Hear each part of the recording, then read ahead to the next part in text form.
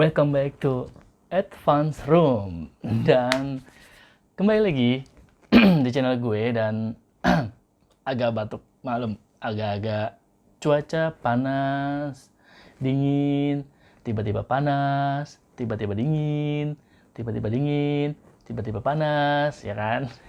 Ya, maklum aja lah. Banyak-banyak minum es soalnya. Nah, kali ini gue akan balik lagi untuk The Witcher. Nah, The Witcher masih season 1, anjir nggak kelar-kelar. Episode 3, dan memang gue ke distract sama Mami Bos kemarin. Jadi, ya ngetek sendiri, ngedit sendiri, nonton sendiri, ya itulah. Advance Room, ya kan? Nah, sekarang jadi di Witcher kali ini, di episode 3 season 1 ini ada beberapa cerita, nggak beberapa sih, cuma 2 cerita jadinya. Jadi fokus di Geralt yang ingin membunuh monster sama kisahnya si Yennefer.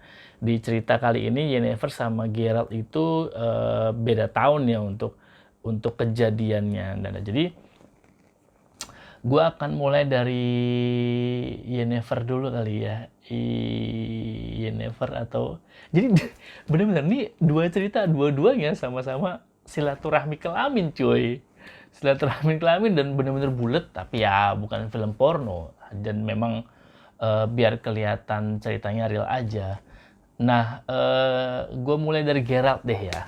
Jadi si Geralt ini ceritanya jadi ke Temeria dulu ya, ceritanya Geralt yang nyambung. Jadi jadi di film si Witcher ini kan memang sering scene lompat-lompat kan ke Geralt lah, ke Ciri lah, ke Yennefer lah, nanti kemana lagi. Nah, tapi supaya gua nggak terlalu lompat-lompat ceritanya dan bisa menceritakan dan mereview filmnya, dan itu benar-benar nggak ketahuan. Ada beberapa Witcher yang datang tapi tewas melawan si monster ini. Nah, si Geralt lagi asik-asiknya di desa entah berantah, mungkin di Mangga Besar, atau di Delta, atau di Fortune, sedang berpadu kasih atau bersilaturahmi kelamin, ya kan?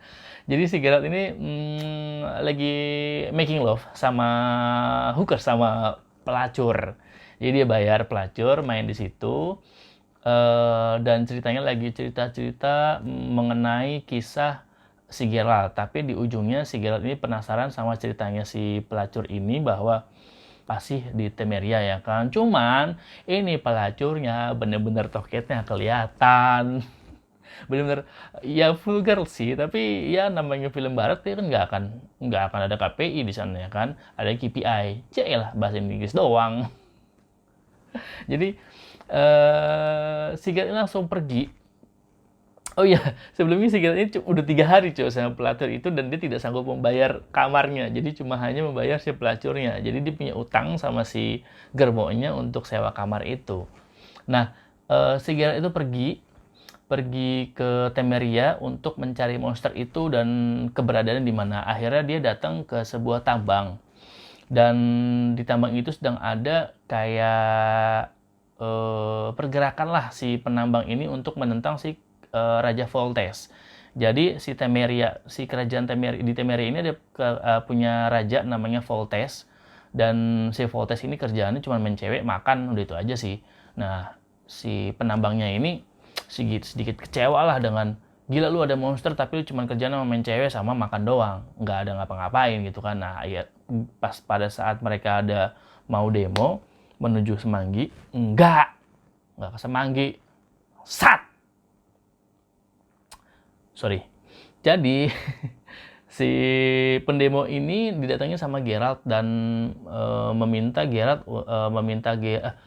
menawarkan diri untuk mencari monster itu. Tapi si penambang ini udah nggak percaya lagi sama Witcher. Jadi dikisahkan Witcher yang mati itu dibilang sama si kerajaan Foltest itu pergi atau kabur membawa koinnya, karena si Witcher ini minta dibayar di depan. Tapi berbeda dengan janji Geralt memang penuh dengan karisma ya, dengan suaranya yang wicked tuh, berat banget anjir. benar-benar berat, keren banget asli. Ini gue nggak tahu itu efek atau semacam sound effect yang bisa memberatkan suaranya atau memang suaranya bagus. Gue kurang tahu sih, gue belum pernah ngobrol soalnya sama Gerald.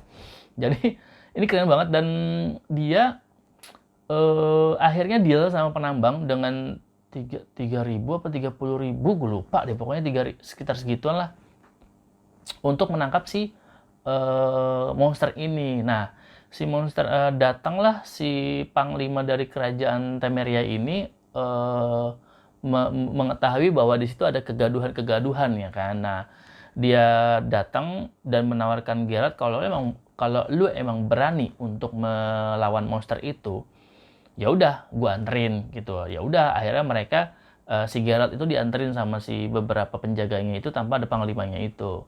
Nah, di tengah jalan si Geralt ini kayak dibegal, tapi ternyata yang begal itu adalah penyihirnya si Temeria itu, namanya Trissa the Marigold atau Trissa Marigold gitu namanya, bagus sih, nama-nama susah, Trissa Marigold. Nah, mereka ngobrol nih antara Trissa sama si Geralt ini bahwa monster ini bukan monster biasa gitu. Nah, menurut Geralt, dengan analisa Geralt yang sangat canggih itu, si monster ini adalah Striga.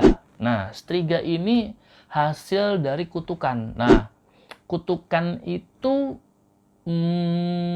yang setahu pengalaman Geralt itu Striga itu adalah cewek, dan artinya itu adalah putri atau princess yang dikutuk dari mungkin kerajaannya atau yang nggak suka sama dia ya kan. Nah, akhirnya si Geralt minta ketemu sama si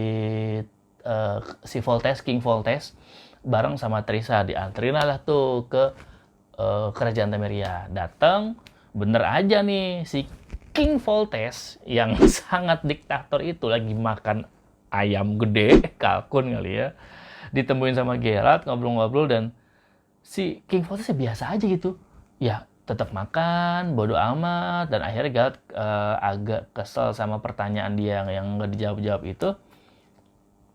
Si King Foltest ini suaranya berat banget anjir, go, dan itu udah lebih berat lagi sih dibandingin suara gue tadi ya, berat banget tuh dia suaranya.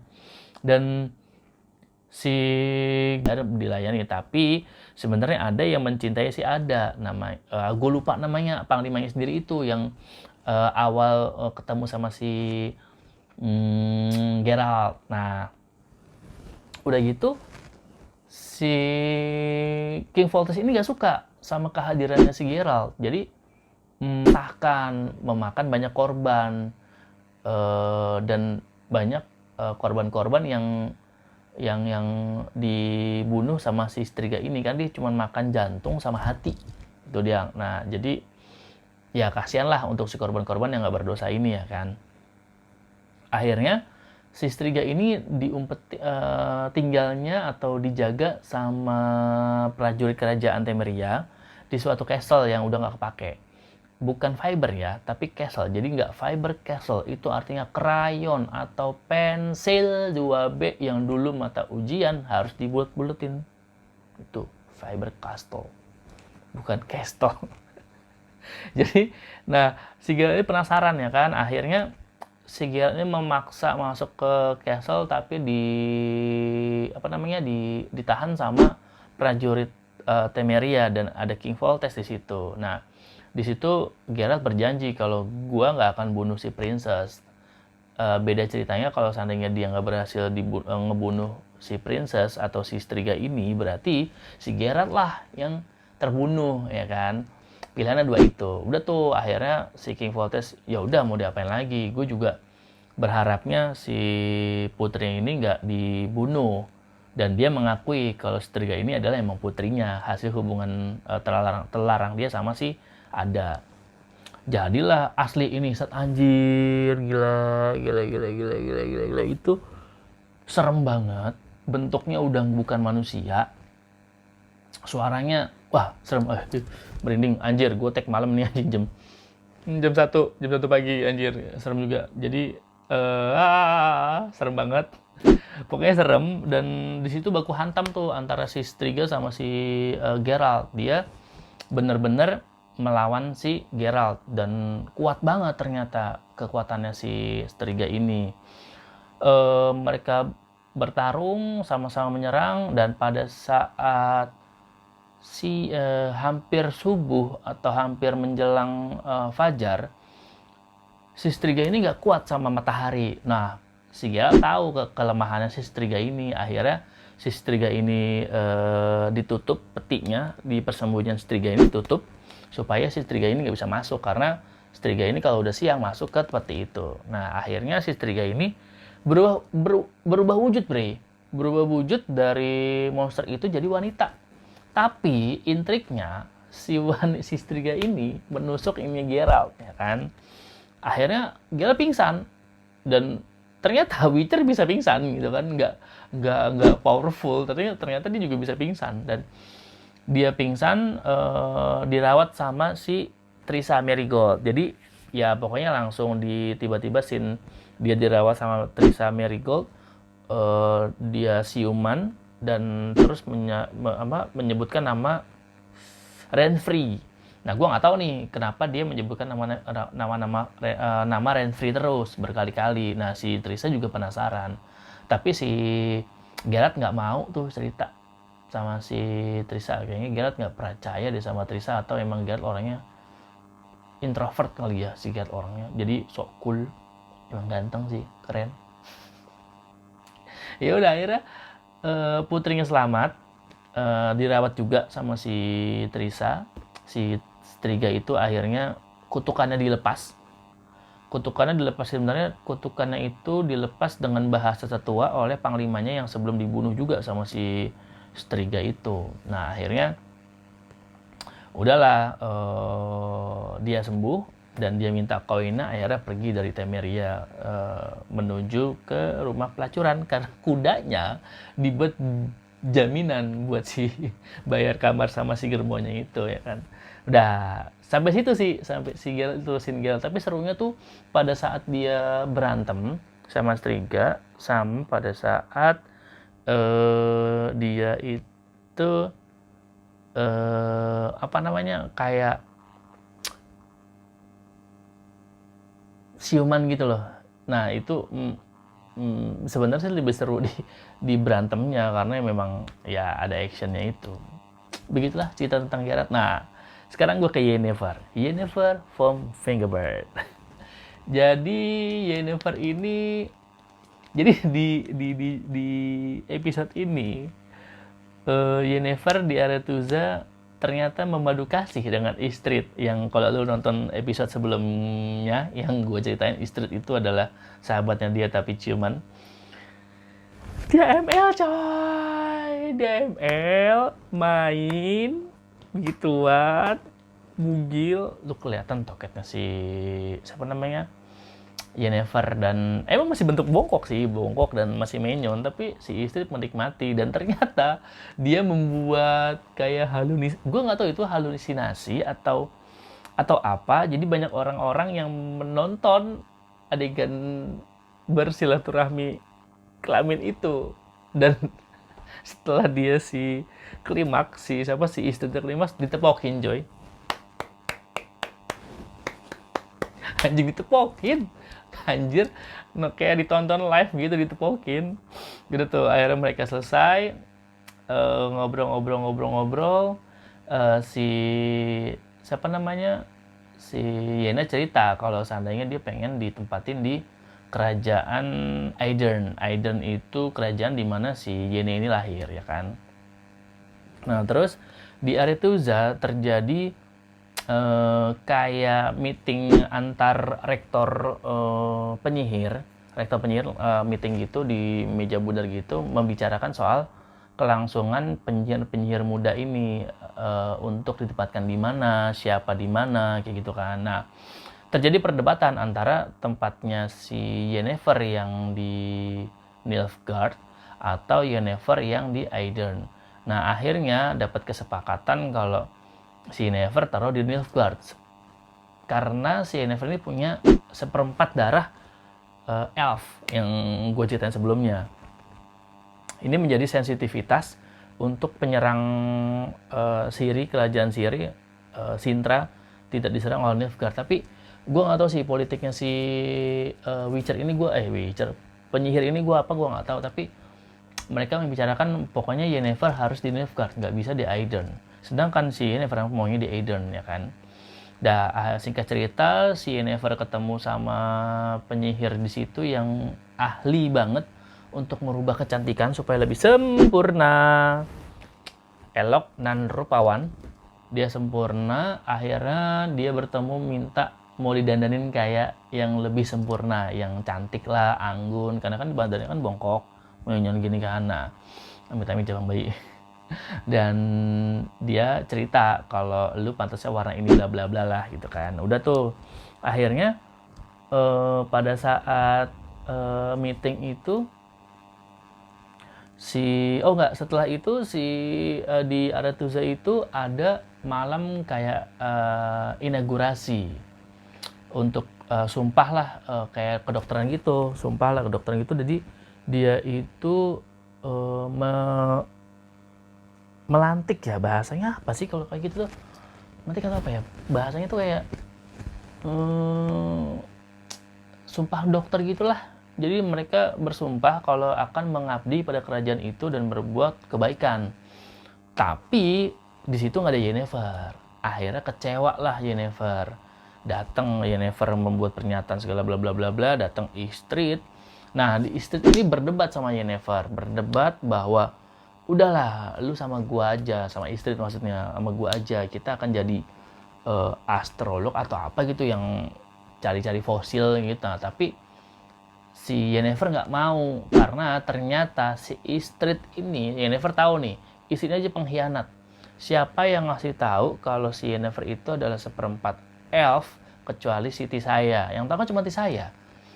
Nah, Tisaya nggak mungkin bongkar dong anak muridnya sendiri, ya kan. Nah, dia tahu nih pekerjaannya siapa. Pekerjaannya si Istrid ini membocorkan bahwa Yennefer itu adalah seperempat elf ke gurunya Istrid, si Stregobor ini. Nah, Stregobor ini kan licik banget kan. Dari awal udah kelihatan waktu episode 1 dia memang udah jelek, maksudnya memang protagonis perannya, ya kan. Jadi ternyata memang licik nih Stregobor. Marahlah si Yennefer, marah. Dia nggak hadir di malam inaugurasi yang banyak pesta dan ada beberapa raja yang akan datang besok harinya. Malam itu juga Yennefer datang ke penyihir yang ahli untuk merombak badan dan muka untuk menjadi cantik dan rupawan itu. Dan malam itu juga dia langsung dirubah sama penyihir itu. Cuman ada bayarannya.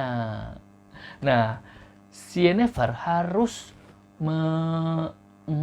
merelakan rahimnya untuk diangkat. Jadi dia bener-bener nggak akan punya anak tuh selamanya, karena rahim udah diangkat cuy. Gimana punya anak? Kecuali lu adopsi, baru lu punya anak. Atau lu punya boneka spirit doll. Nah, baru lu punya anak. Tapi kan gak gitu, di zaman itu nggak ada spirit doll. Ada nggak ya? Nggak tahu deh.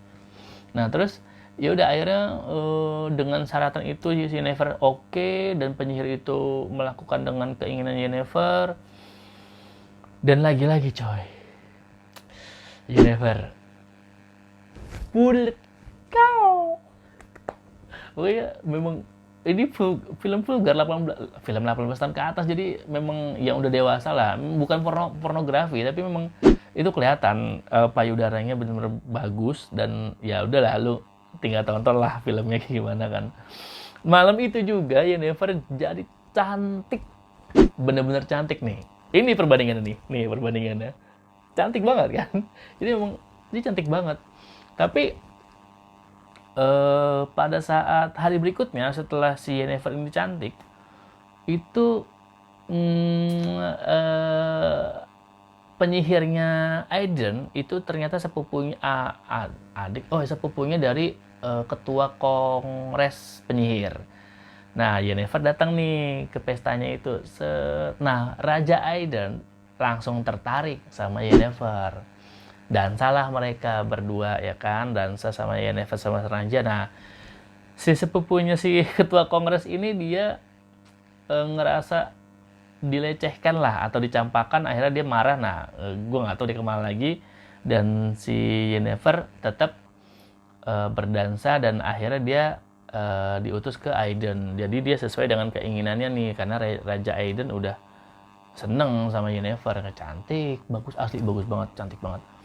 Udah tuh sampai scene itu selesai, ya udah gitu aja ceritanya Yennefer. Tapi ada sisa scene sedikit di 3 menit pertama itu tentang si Ciri. Nah, Ciri tiba-tiba terbangun di hutan sama Dara, cuma beda posisi 500 meter gitu. Nah, Ciri ini terbangun tapi terdengar suara panggilan namanya si Ciri ke dalam hutan. Nah, si Ciri itu ngikutin suara-suara itu ke dalam hutan, tapi si Dara mencoba mengingatkan dia kena panah coy di sini. Jadi kayak ada panah yang keluar dari hutan gitu. Cep. Kena lah Dara itu. Ya udah, akhirnya sampai situ selesai filmnya. Udah, kalian tinggal tonton. Jangan lupa nonton di Netflix ya, adanya di Netflix. Tapi kalau kalian bisa cari tempat lain ya monggo, silakan aja. Tapi di Netflix kan lebih jernih aja. Walaupun berbayar, ya kan. Ya, kayak cukup hari ini untuk The Witcher episode 3 season 1. Dan Advance Room out.